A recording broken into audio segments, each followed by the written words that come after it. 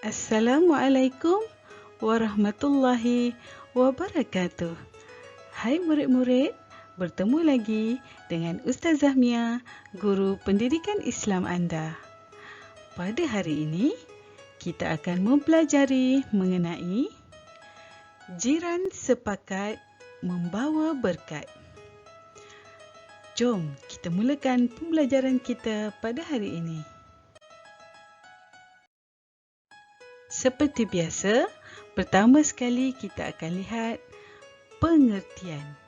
Jadi kita lihat apakah pengertian jiran. Apa maksud jiran itu murid-murid?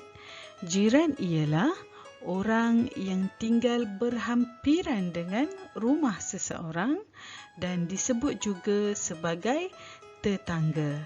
Ada juga orang yang kata jiran ni rumah dia 40 ke kiri, 40 ke kanan, 40 ke depan ke belakang kan. Tapi kita tidaklah mengikut sebegitu, tapi orang yang tinggal berhampiran kita semua adalah jiran kita. Jadi sekarang kita lihat dalil mengenai adab terhadap jiran. Baik, dalil ini adalah daripada hadis sahih riwayat Bukhari dan Muslim.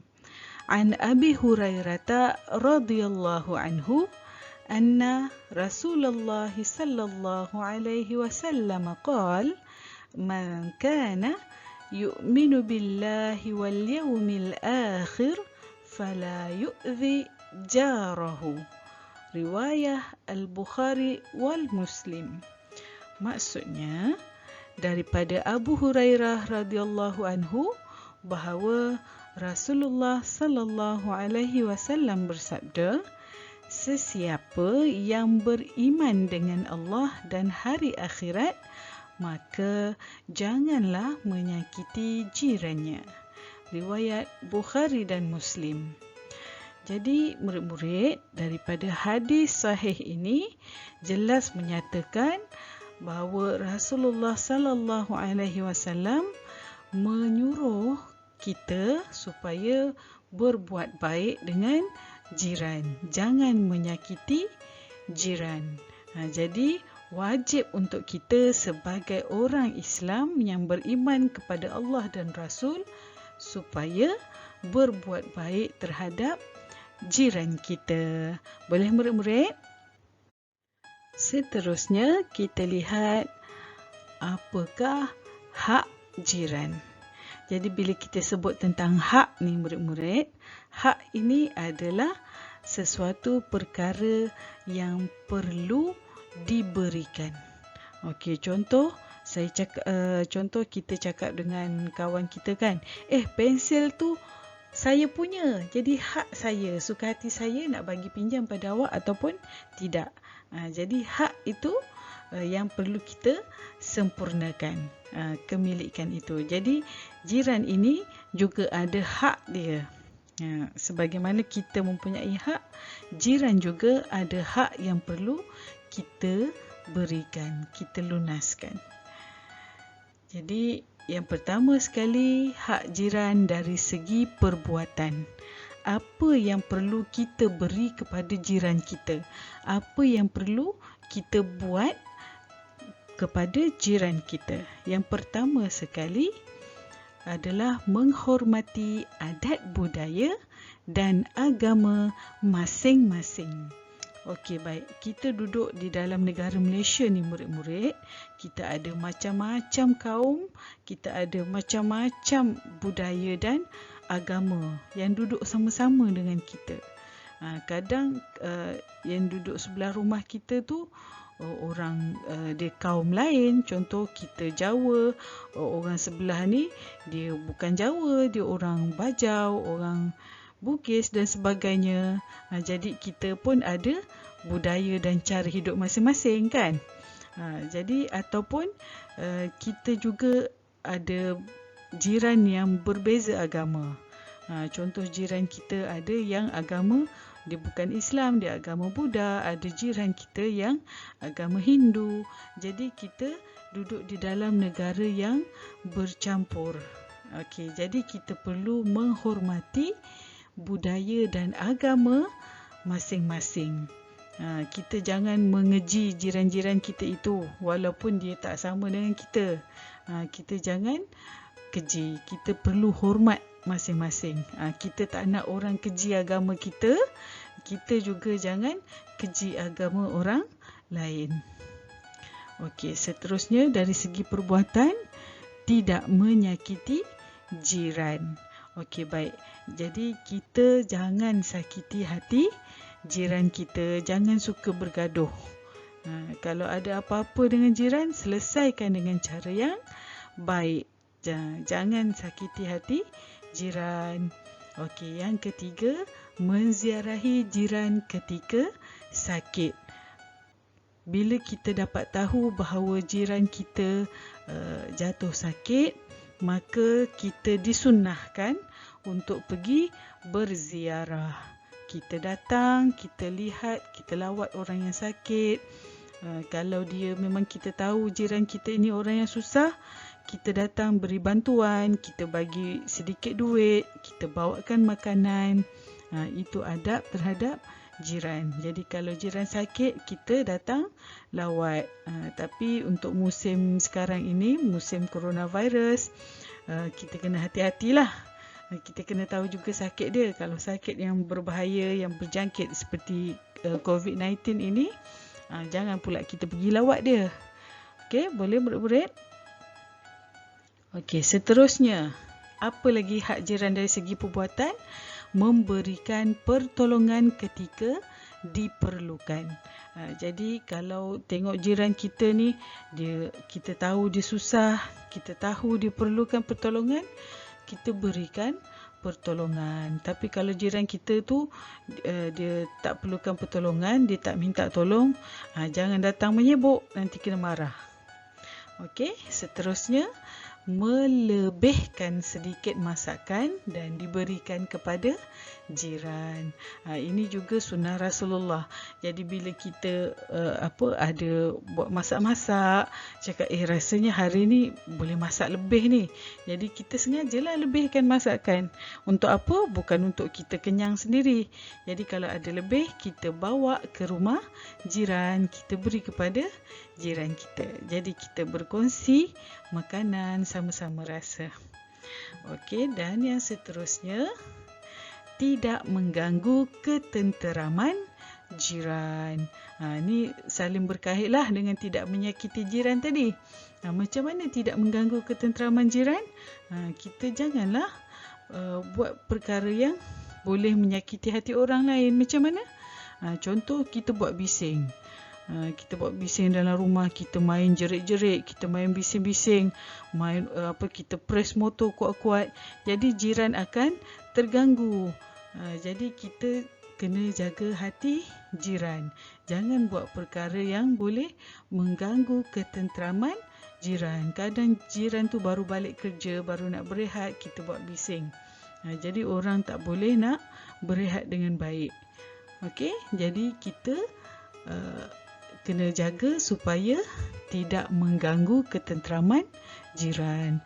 Dan yang terakhir dari segi perbuatan, iaitu saling memaafkan kesalahan dan bertolak ansur. Okey, jika kita ada tersalah faham dengan jiran, pernah bergaduh dengan jiran dan sebagainya, jadi kita perlu saling memaafkan dan bertolak ansur. Jangan sebab sikit aja, itu pun kita nak bergaduh sampai mati. Jangan macam tu. Jadi kita kena bertolak ansur. Walaupun bukan kita yang salah, tapi kita kena bertolak ansur. Tak apa, kita maafkan. Kalau benda sikit-sikit je, tak apa, kita maafkan. Okey, boleh? Okey, jadi ini adalah hak jiran dari segi perbuatan. Seterusnya kita lihat pula hak jiran dari segi percakapan. Jadi macam mana hak jiran dari segi percakapan? Apa yang perlu kita jaga? Yang pertama sekali, memberikan nasihat sekiranya perlu. Okey, jadi kita nampak jiran kita ni kesusahan ataupun kita rasa kita perlu beri nasihat, kita beri nasihat kepada jiran kita. Tapi kalau agak-agak kita tak sesuai untuk beri nasihat, contoh orang tua, kita budak-budak pula nak bagi nasihat, kena jaga-jagalah, takut kena marah. Ataupun kita sendiri yang tak reti nak kawal kita punya bahasa kita.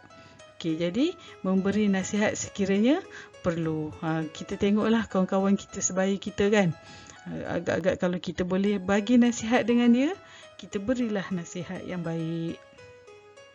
Seterusnya, mengucapkan tahniah di atas kejayaan jiran.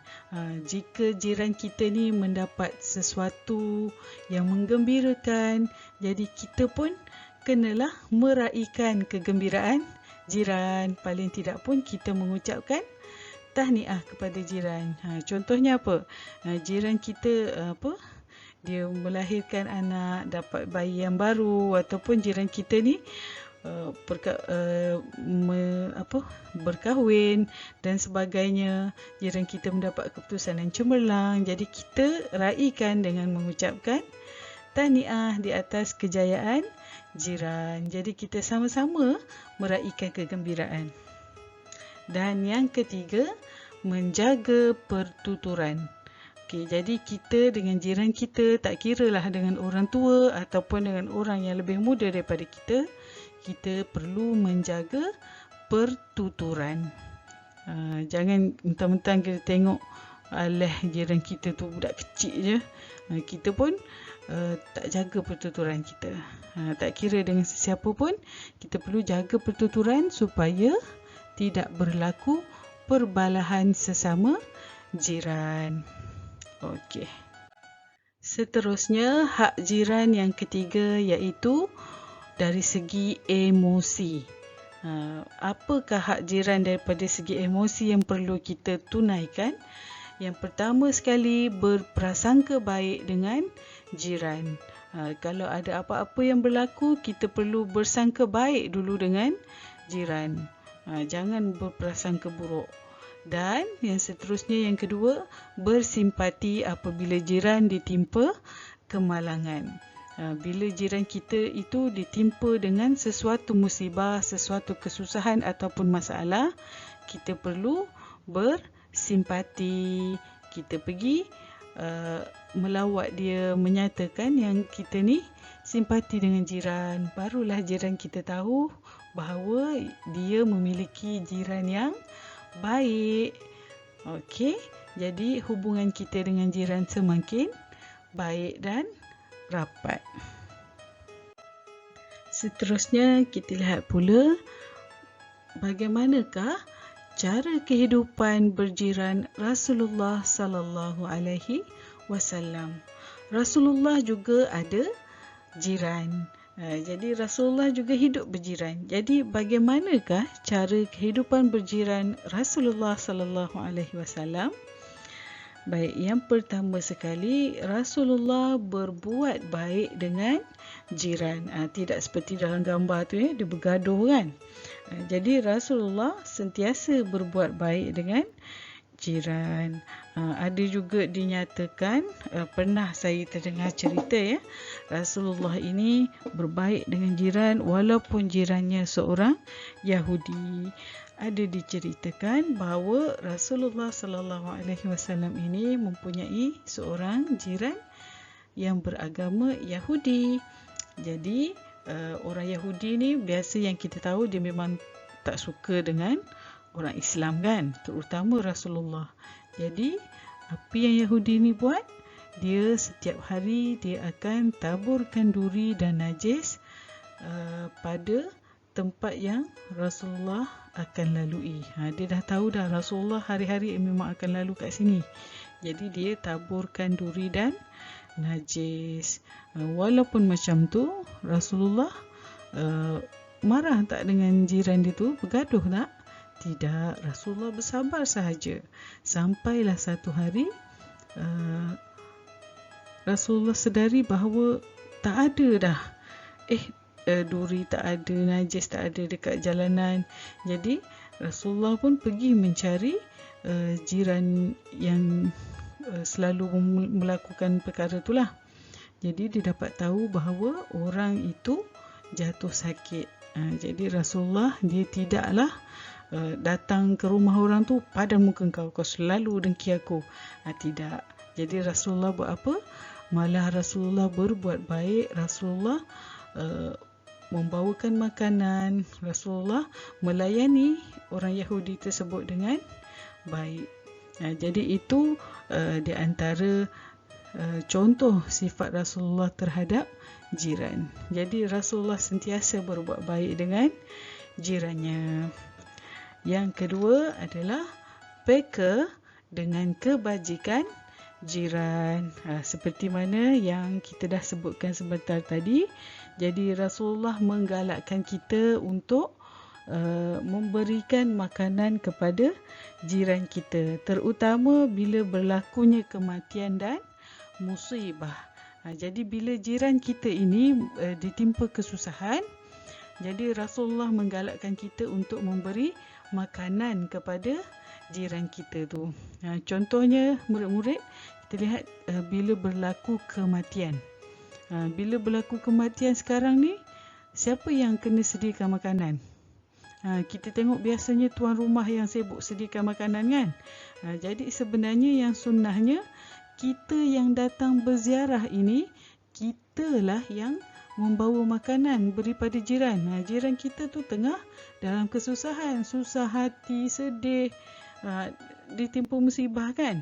Tapi dia pula kena hidang makanan dekat kita. Macam mana tu? Jadi kita kena betulkan, ikut sunnah Rasulullah. Jadi Rasulullah menggalakkan kita untuk membawa makanan kepada jiran, terutama jika jiran kita ditimpa musibah seperti kematian dan sebagainya. Okey, dan yang ketiga, Rasulullah menghargai jiran. Jadi Rasulullah sangat menghargai jiran.